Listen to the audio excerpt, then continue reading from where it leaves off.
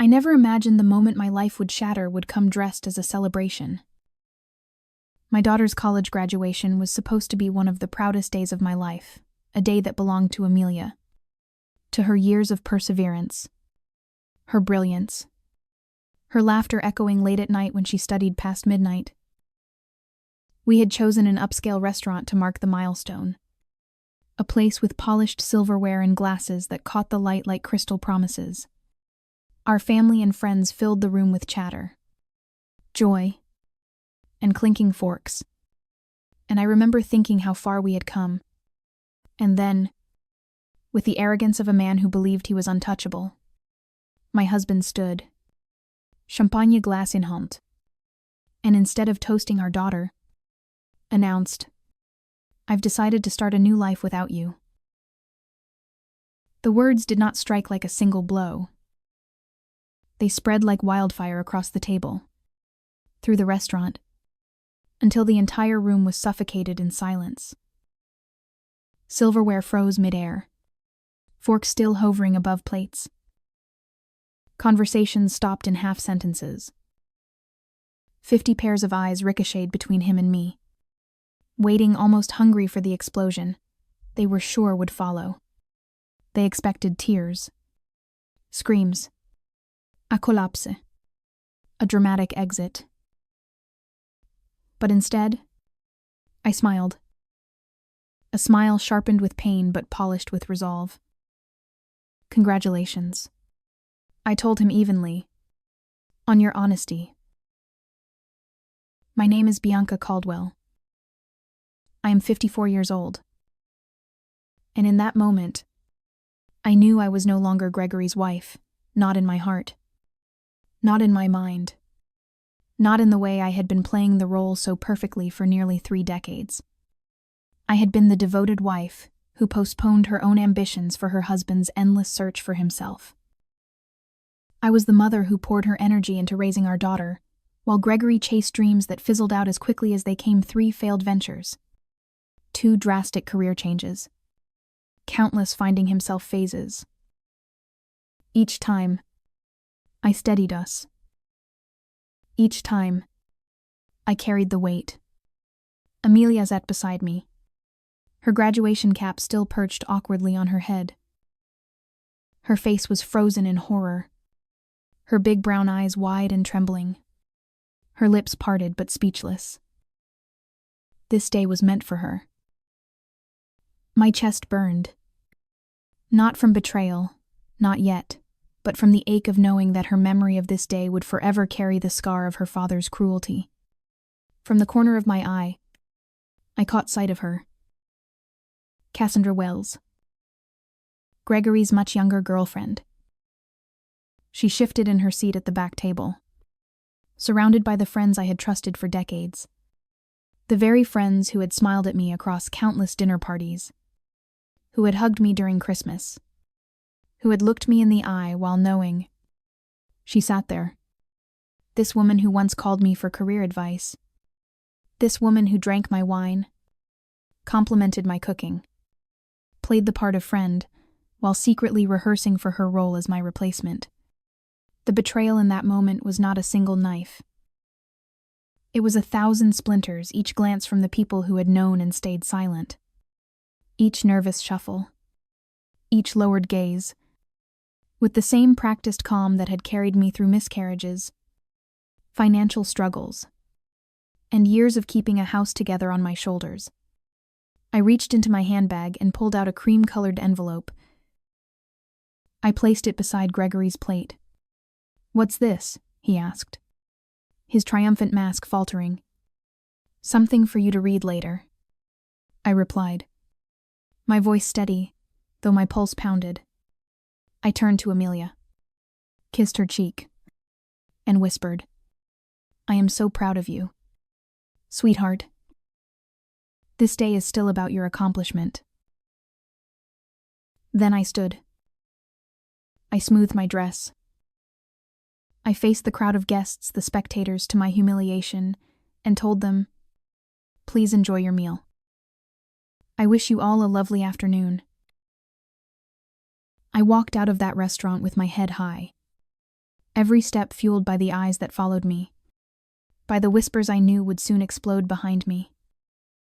The heavy door closed, cutting off the murmur of voices.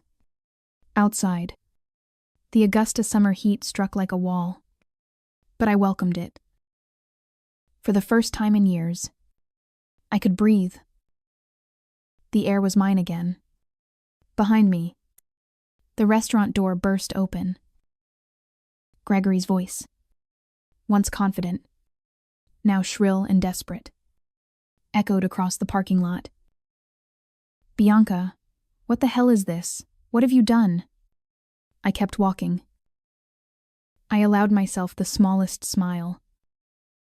The envelope I had left him contained the beginning of my revenge, one I had been meticulously planning for months. I had always been the practical one, the cautious one, the steady hands holding our fragile family together while Gregory dreamed and drifted. When his friend's restaurant venture collapsed and swallowed our savings, I was the one who worked longer hours to cover Amelia's education. When he quit his stable job to sell handcrafted furniture, a passion that lasted 6 months before boredom claimed it, I was the one who tightened our budget, who quietly sacrificed my own dreams of starting a financial consultancy for women. After Amelia graduates, I told myself. After Gregory finds stability. Those were the excuses I whispered each time my own ambitions begged for attention. But 3 months ago, my intuition sharpened. I noticed discrepancies in our account's small transfers, irregular withdrawals. Numbers don't lie, and I have been a financial manager for over 20 years. Those transfers were red flags waving in the shadows of my marriage. Instead of confronting him, I investigated. Quietly. Thoroughly. And what I found made my stomach turn cold. Gregory had been moving money to a separate account for over a year. He had been taking Cassandra to restaurants, buying her jewelry, looking at beachfront property, all while telling me we needed to tighten our belts for retirement. And then, the text messages. He had left his phone unlocked, once a mistake born from arrogance. I scrolled. I read the plans he made with her. Their new life. His freedom. Their grand exit the day after Amelia's graduation.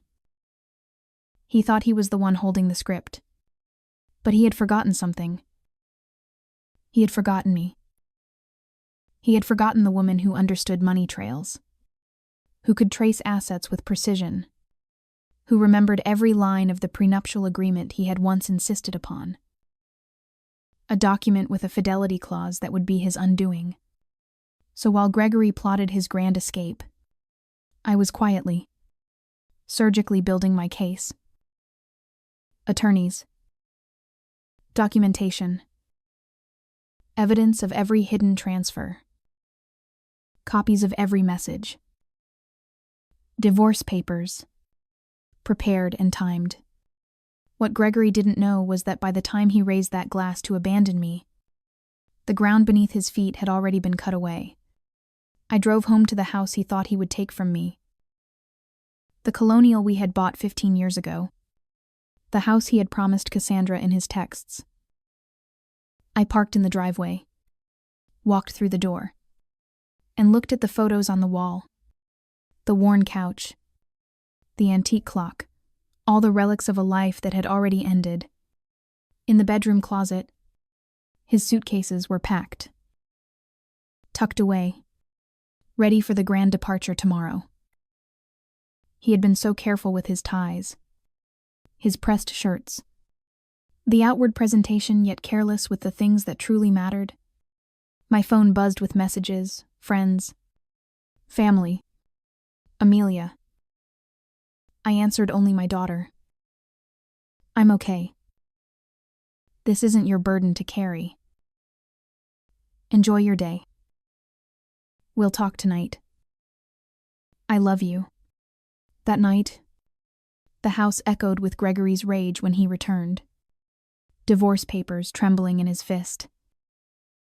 He shouted. It demanded. he accused. But I sat calm, my laptop closed, my documents safe, my mind already beyond him. Because what he didn't realize was that he had already lost. And for the first time, I wasn't afraid. Gregory stormed into the living room that night, his face flushed with the fury of a man realizing too late that the game he thought he controlled was slipping from his grasp. He clutched the envelope I had left on his plate as though it were poison. His knuckles, white, his chest rising and falling in uneven bursts. "You served me divorce papers today," he spat, his voice cracking with disbelief. On Amelia's graduation day of all days. I closed my laptop calmly and set it aside. "I thought it aligned nicely with your plans," I replied, my tone almost conversational. "You wanted to start your new life. I'm simply helping facilitate the transition." He gaped at me, his outrage flickering between anger and confusion. "You had no right." "I had every right." I cut in. "Steady now. Like steel tempered in fire. Just as you had every right to choose Cassandra. We all make choices. Gregory." For a flicker of a second, his smugness returned. That mask I had come to recognize so well. "The prenup expired years ago," he said, his tone laced with superiority. "Any lawyer will tell you that." I smiled. A small, deliberate smile. Actually, it didn't. Section 12 specifically states that the fidelity clause remains in effect for the duration of the marriage. Your lawyer should have explained that to you. I let the pause hang between us before twisting the knife. "Oh. Wait. You didn't consult Anna, did you?" The color drained from his face. I watched as realization dawned, as the arrogance dissolved into panic. The very document he had once insisted upon to protect himself, the prenup he had demanded when I had more family money than he did, had now become the very sword pointed at his throat. "You can't do this to me," he whispered, sinking into the leather couch as though it might swallow him whole. "We built this life together," I said evenly, "and you chose to end it. Just not in the way you planned." His phone buzzed in his pocket. He glanced at it, jaw tightening, and ignored it. Cassandra. No doubt. She was waiting for him, probably eager to know whether his grand performance had gone as rehearsed. He shifted his tactics, his voice softening, almost pleading. "You've always been calculating, Bianca. But this is cold. What about our history? 28 years together. Does that mean nothing to you?" I studied him. This man who had once been my world, who had held me through miscarriages, who had made me laugh in ways no one else could. And yet, the man before me was not the man I had loved. Or maybe he was, and I had been too blinded by devotion to see him clearly all those years. Our history meant everything to me. I said quietly, "That's why your betrayal hurt so deeply." For a moment, his expression softened, as if he thought he had found an opening. "Then maybe we can fix this. You made a mistake. People make mistakes." I shook my head. This wasn't a mistake, Gregory. This was a calculated plan spanning more than a year. You moved our money. You looked at property with her. You planned to announce our separation publicly, to humiliate me. His face hardened. "You're exaggerating." "Am I?" I reached for my phone, opened the recording app, and pressed play. His own voice filled the room, his words dripping with arrogance. After the graduation, I'll tell her it's over. A public setting is better. She won't make a scene in front of everyone. And then Cassandra's voice. She has no idea about the money. Gregory, again, none. Bianca trusts me completely. That's her weakness. His face went ashen, his bravado collapsing under the weight of his own words. You recorded us, he stammered. Not in Georgia. Gregory. Not when one party consents, I said, my tone razor sharp. And certainly not when it's in our own home. I didn't record your private moments with Cassandra. I'm not cruel. Just the conversations about your plans to defraud me.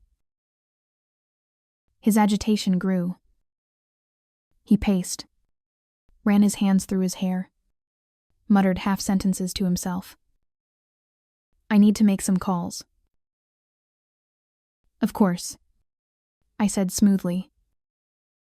Your attorney might be a good start. I'll be staying at Diana's tonight. He froze. Diana's my sister's house. Yes, I replied simply.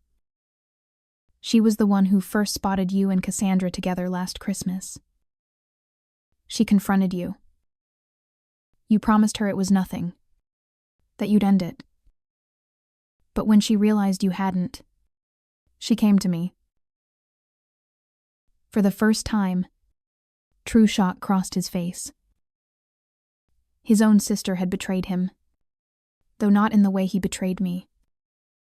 He slumped back against the couch, muttering, Everyone's betraying me. Ironic, isn't it? I said, gathering my purse and overnight bag. You have until tomorrow evening to remove your things from the house. After that, the locks will be changed. I walked toward the door. His voice chased me. Desperate now, cracking with fear. What about Amelia? Have you thought about how this affects her? I stopped, anger flaring hot and raw at last. Don't you dare use our daughter as a shield. Gregory. You weren't thinking about her when you were planning your beachfront life with Cassandra. His phone buzzed again. He looked at it this time, groaned, and muttered, She's already at the apartment. She's moved her things in.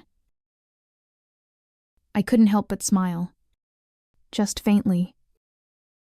The apartment you put in both your names, the lease you signed last month. He nodded, confused. You might want to check with the leasing office, I said coolly. That application was flagged for credit issues and never completed. The agent called our home phone to verify information. I handled it myself. The look on his face, that was the moment I knew I had pulled the ground from under him entirely. I left him there, drowning in his unraveling schemes. When I arrived at Diana's house, she greeted me with a hug that nearly knocked the air out of me.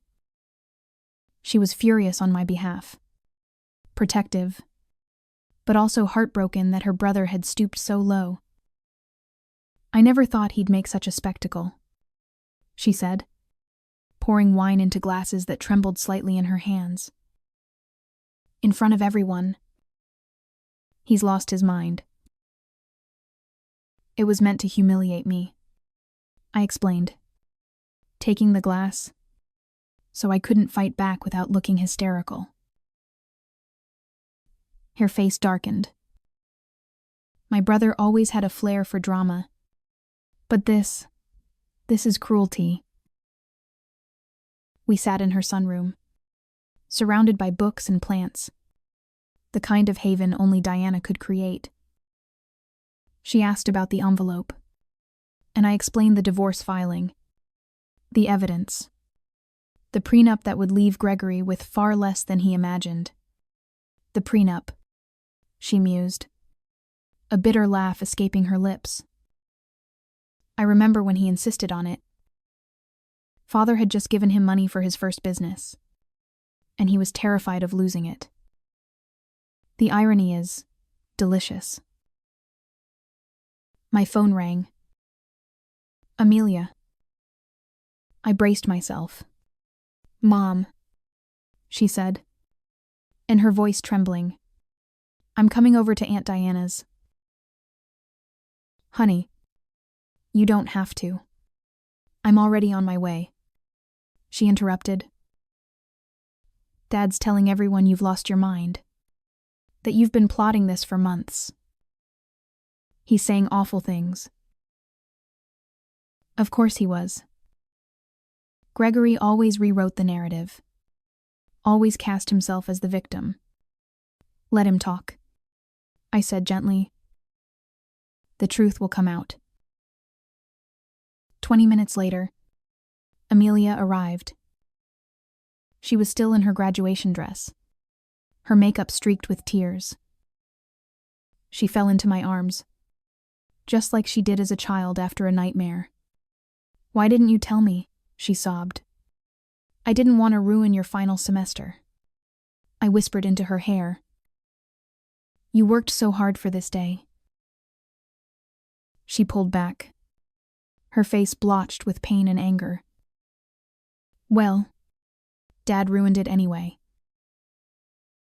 We moved into the living room, and I told her everything: the affair, the money, the lies.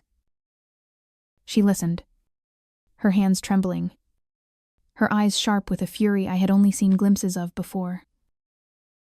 I knew something was off, she admitted. He was different, distracted, always on his phone. But I never imagined. None of us want to see these things in the people we love, Diana said softly, her hand resting on Amelia's. My phone buzzed with a message. It was from Philip Anderson, my attorney. The emergency filing had been approved. The accounts were frozen. Gregory's money, the money he thought he had hidden away, was locked down. I showed Diana and Amelia. My daughter's face lit with fierce satisfaction. Good, she said. He deserves it. Her loyalty burned like a bomb on my wounded heart. But even in my triumph, I whispered, he's still your father. Maybe someday, she said bitterly. But right now, I can't even look at him. And then, the doorbell rang. Diana rose, her expression wary. And when she returned, her face was troubled. It's Gregory, she said. And he's not alone. I felt my spine stiffen, the calm armor sliding into place. Cassandra stood beside him when they entered the room, shifting uncomfortably, her eyes darting, her confidence fractured in this unfamiliar battlefield. She was younger, yes, but also untested. She had never faced the kind of storms I had weathered. Gregory, however, was still burning with anger. Bianca, you need to stop this insanity, he barked. Unfreeze the accounts. We can discuss this like reasonable adults. Before I could answer, Amelia stood. She positioned herself slightly in front of me, her voice sharp and unwavering. Maybe you should have tried being reasonable before announcing to everyone that you were leaving Mom. Gregory blinked, as if just noticing her. This doesn't involve you, Amelia. Her laugh was bitter, cracked by tears. Doesn't involve me. You blew up our family on my graduation day. It involves me more than anyone. The silence that followed was sharper than any scream. Cassandra shifted uncomfortably beside Gregory, her hand twitching as though she wanted to grab his arm. But she hesitated, unsure of whether aligning herself too closely with him in that moment was wise. I could see it written all over her doubt. Unease. The faint realization that the man she had built her future on might not be the savior she imagined, but a crumbling tower already cracking at its foundation. "Greg, maybe we should go," she said quietly, her voice fragile, almost apologetic. But Gregory shook her off with a sharp flick of his arm. "No.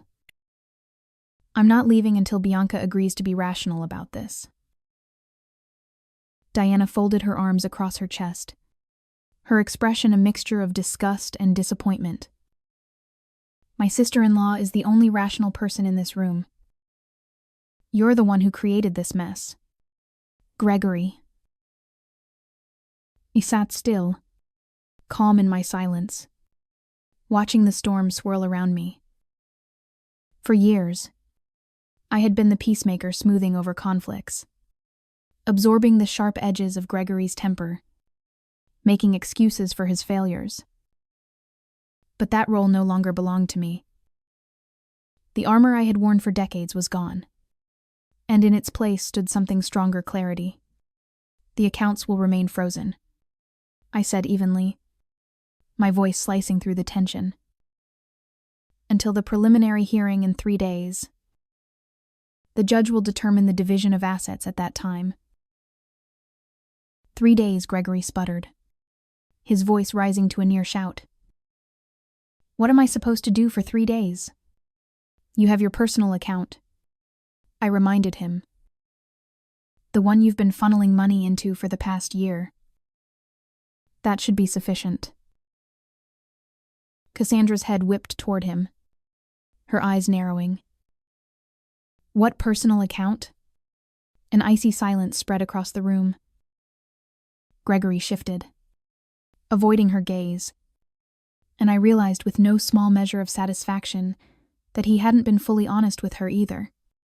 "Don't start," he muttered at Cassandra under his breath. She stared at him, as though seeing him for the first time. Her voice was low, but the edge in it was unmistakable. "How much?" He didn't answer. "This is vindictive." "Bianca," Gregory snapped suddenly, turning his fury back on me. "This isn't you. This isn't the woman I married." "Perhaps you never really knew me," I said calmly, "just as I apparently never really knew you." Amelia stepped forward then, her face fierce and burning with pain. She turned to Cassandra, her words sharp as broken glass. "Did you know he was going to announce it like that, at my graduation dinner? Did you know he was going to humiliate my mom in front of everyone I love?" Cassandra swallowed hard, guilt flickering across her features. I thought he was going to talk to her privately. I didn't know about the announcement." Gregory shot her a look of betrayal, but Cassandra avoided his gaze. Cracks in their united front widened before my eyes. "I think you both should leave," Diana said firmly, her voice brooking, no argument. "You've upset Amelia enough for one day." "Amelia," Gregory pleaded, his voice suddenly soft. "Desperate. You understand, don't you? Relationships change. Sometimes people grow apart." My daughter stared at him with an expression I had never seen on her face before, a mixture of anger, heartbreak, and disgust. "What I understand," she said coldly, "is that you're a coward who couldn't even give Mom the dignity of a private conversation. What I understand is that you were stealing from our family while I was working 2 jobs to pay for my textbooks because you said money was tight." "Amelia, that's not..." It's exactly how it was. She cut him off, her voice trembling but unyielding. "Please leave. Dad?" I can't look at you right now. The silence that followed was suffocating. Even Cassandra shifted back, as though Amelia's words had pierced her too. Finally, Gregory turned, his face red with fury, humiliation, and something deeper, the dawning awareness that his empire of lies was collapsing. "This isn't over. Bianca," he hissed, his eyes narrowing on me. "I'll fight you on this." I met his gaze, unflinching. "You're welcome to try." They left, Cassandra trailing behind him, her heels clicking against the floor like echoes of a retreating army. The door shut with a heavy finality, and the three of us, Diana, Amelia, and I collapsed back into silence. Amelia sank onto the sofa beside me, her body shaking as tears spilled freely down her cheeks. "I've never talked to Dad like that," she whispered. I wrapped my arm around her shoulders, pulling her close, my own tears finally slipping free. "Sometimes standing up for what's right is painful," I murmured. "But it's necessary." Diana returned with 3 fresh glasses of wine, raising hers in a quiet toast. "To new beginnings." We clinked glasses, the sound soft and fragile, but steady. 3 days later, we sat in a small courtroom, rain drumming against the tall windows, the air thick with the smell of old wood and dust. Gregory had managed to hire a lawyer, a young associate from a corporate firm, clearly out of his depth in family law. I had Philip Anderson, a seasoned attorney who knew the prenuptial agreement as if he had written it himself. The judge, a sharp-eyed woman who had no patience for theatrics, listened carefully as the arguments were laid out. Gregory's lawyer stammered about the prenup being expired, only to be cut off as the judge read aloud. Section 18 clearly states the agreement remains valid for the duration of the marriage and any legal proceedings related to its dissolution. Gregory leaned forward to whisper urgently, his face pale, his lawyer flustered. The judge continued, her tone clipped. "Furthermore, the evidence of systematic fund transfers appears to violate financial disclosure requirements." Her eyes landed firmly on Gregory.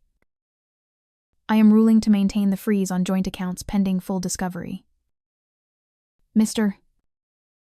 Caldwell's personal account remains accessible to him. The family home will remain in Mrs. Bracton. Caldwell's possession during proceedings as stipulated in the prenuptial agreement's infidelity clause." Gregory's face flushed a violent red.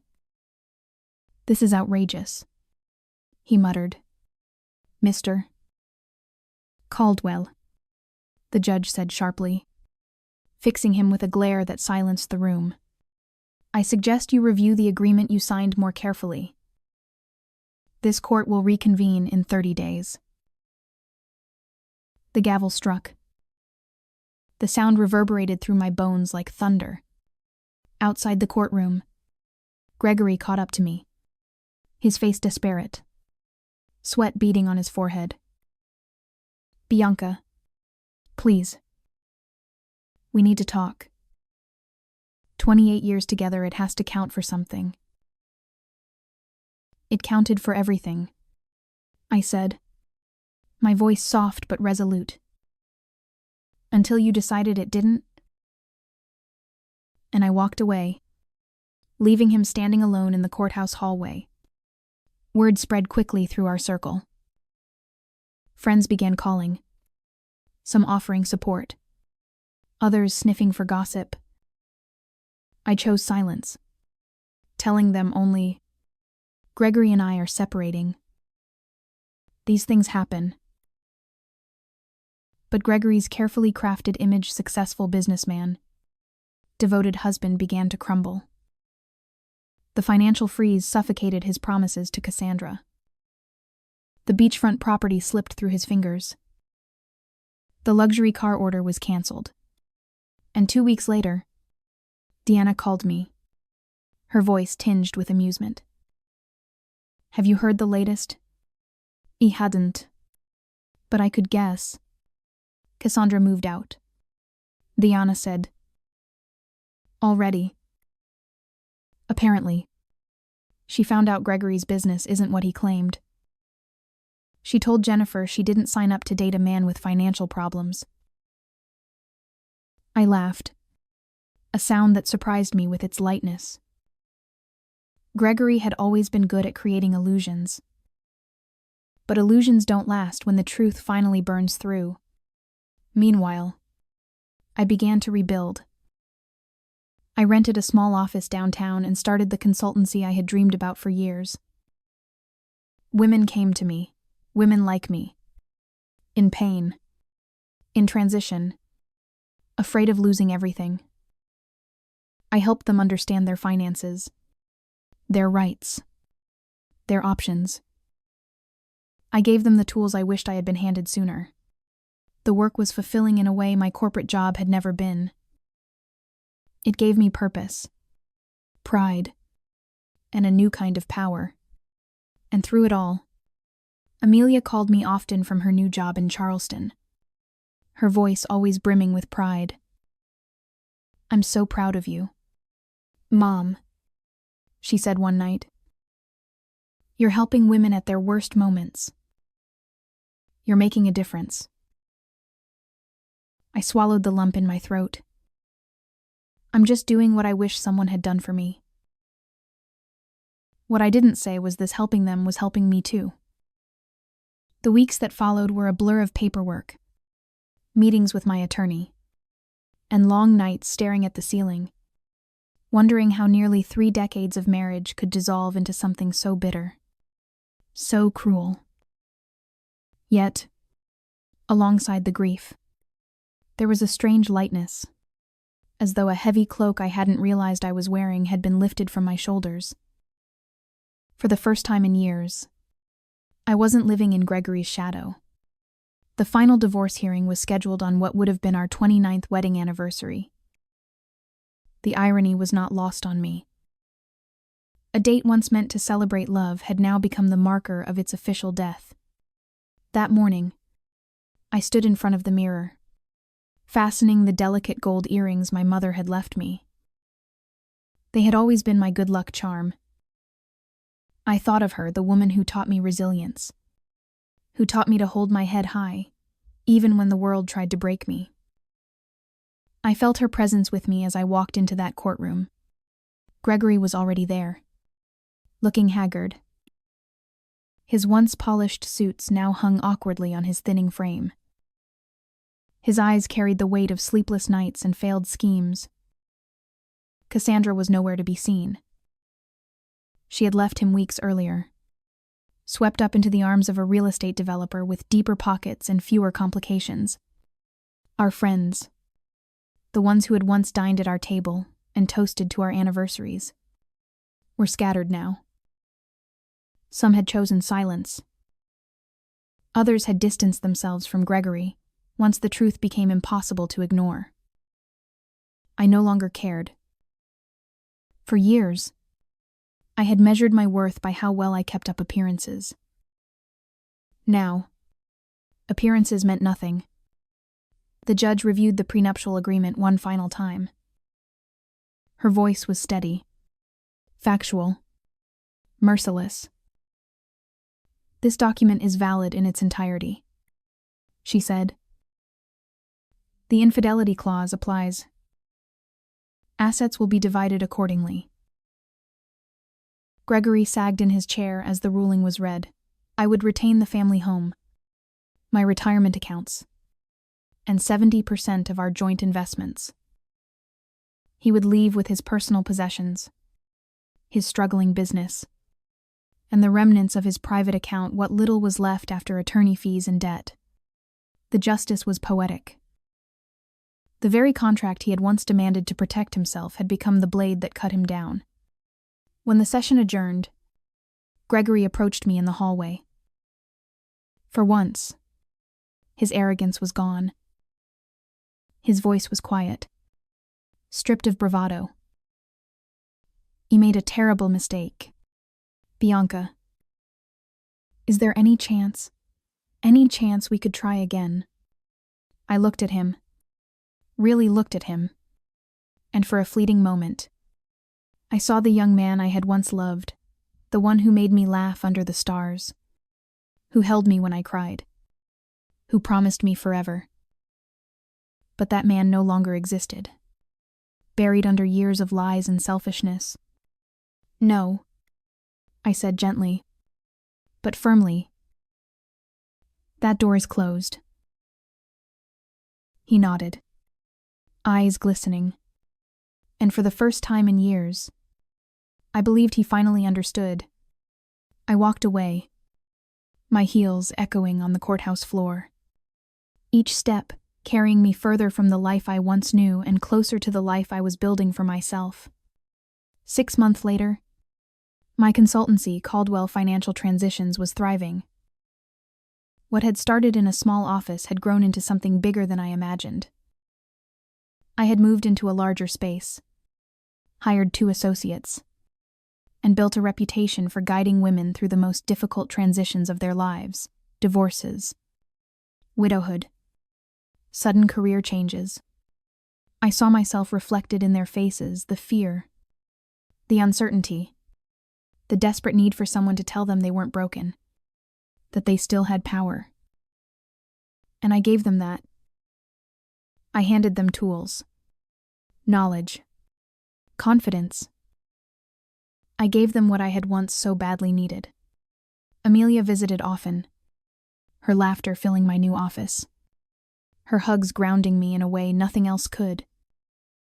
She had started to heal too, though her relationship with Gregory remained strained. "You know what's ironic, Mom," she said one afternoon as we walked through the office together. "If Dad had just been honest, if he'd treated you with respect, he might have kept half of everything. But because he tried to take it all, he lost almost everything." "Sometimes people can't see beyond what they want in the moment," I replied. "They think short-term gain matters more than long-term truth. But truth always catches up." She smiled at me then, her eyes shining with admiration. "You're stronger than anyone I know."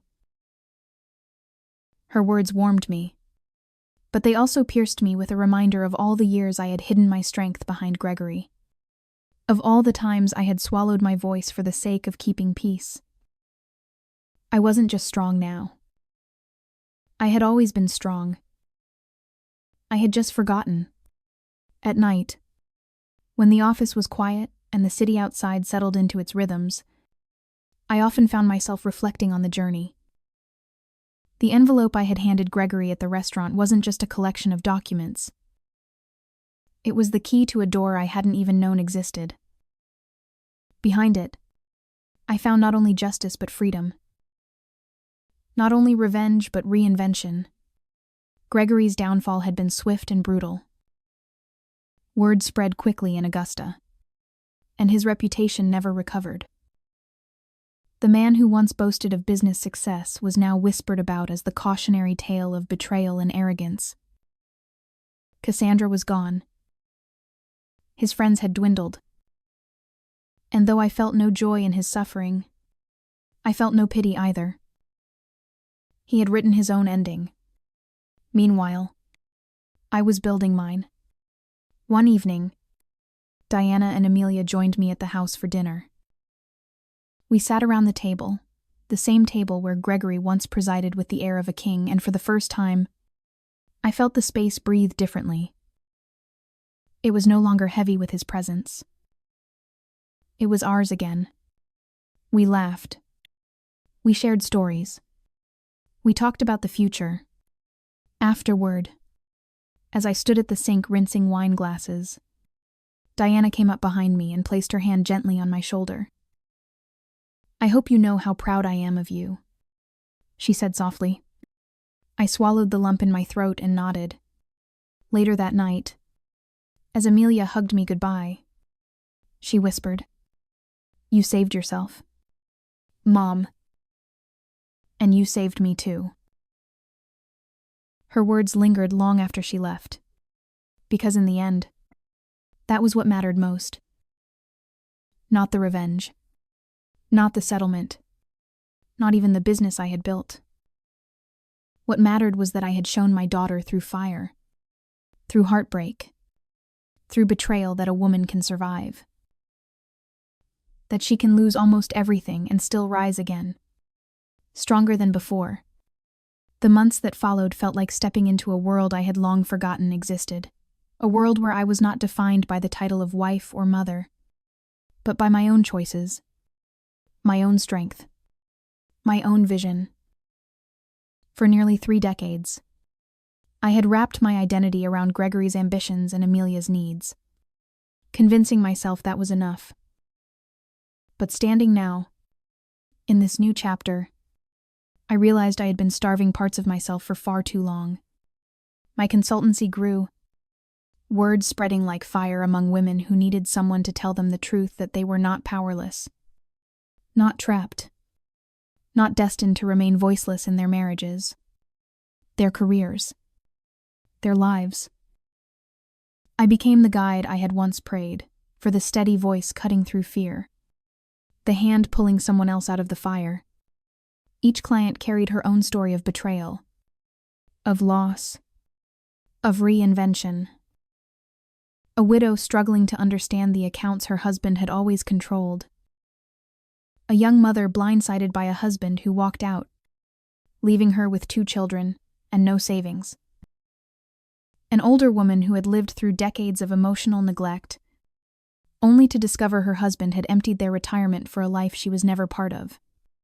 I sat with them, listened to their tears, their rage, their hopelessness, and I told them, "You can start again. You may not think you can, but you can."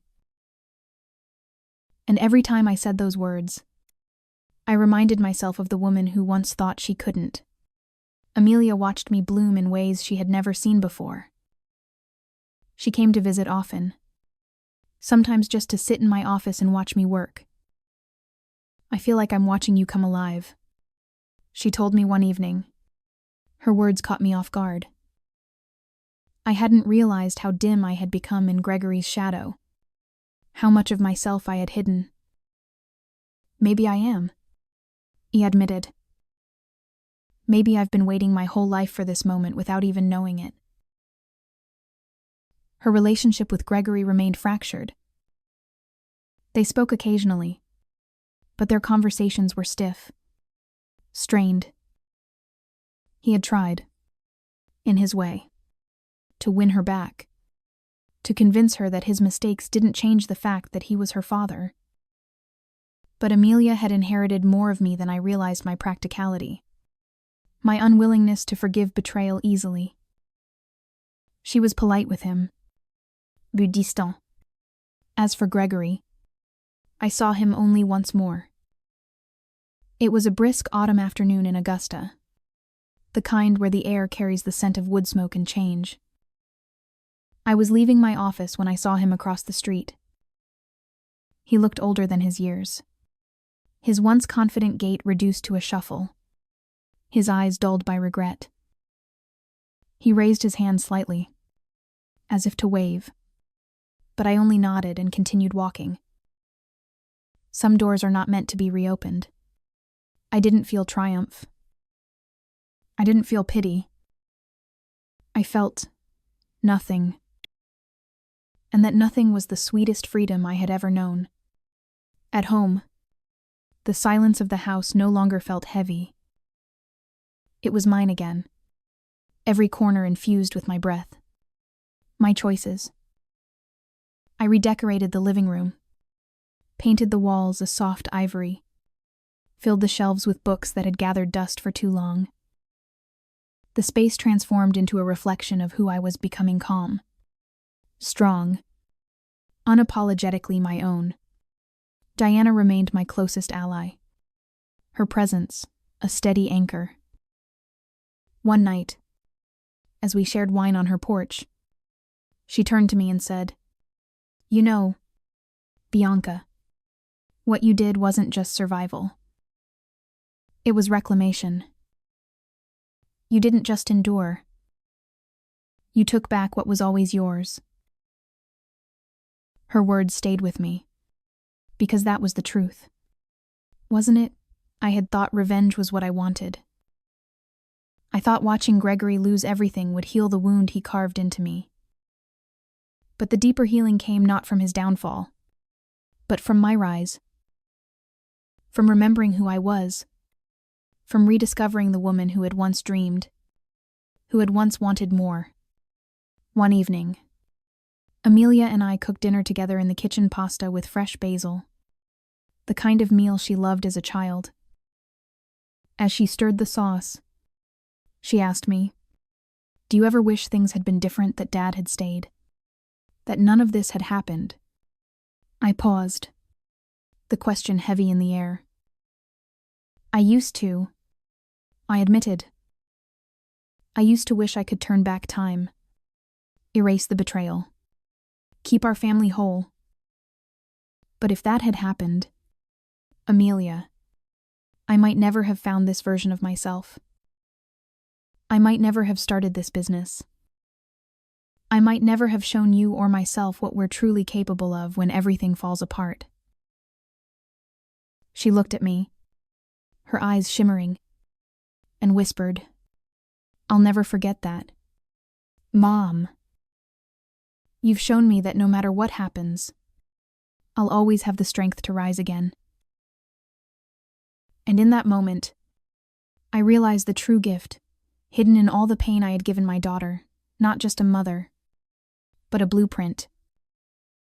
A living, breathing example that women can endure betrayal, heartbreak, loss, and still build something beautiful from the ashes. As the year turned, I found myself reflecting often, not with bitterness, but with clarity. Gregory's betrayal had carved scars into me, but those scars were no longer wounds. They were reminders of survival, of strength, of the fire I had walked through and come out of alive. And I knew, deep in my bones, that I was no longer the woman who sat quietly at a restaurant table while her husband announced her dismissal to the world. I was no longer the woman who postponed her dreams, who swallowed her voice, who sacrificed herself for the sake of keeping peace. I was Bianca Caldwell, a woman who had been broken open and rebuilt stronger. A woman who had turned betrayal into empowerment. A woman who had reclaimed herself. So if you are listening to my story, if you are sitting in the shadows of your own heartbreak, I want you to hear this. You are stronger than you know. You can survive what feels unbearable. You can start again, even when the life you built collapses around you. The end of one chapter is not the end of your story. It can be the beginning of something new, something more honest, something that belongs only to you. And if my journey has shown me anything, it's that revenge may feel sweet, but reinvention is sweeter. If my story has touched you, if it has reminded you of your own resilience, please take a moment to like this video. Share it with someone who might need to hear these words. And subscribe for more stories like this. Your support means more than you know. And don't forget to leave a comment below. I would love to hear your story too.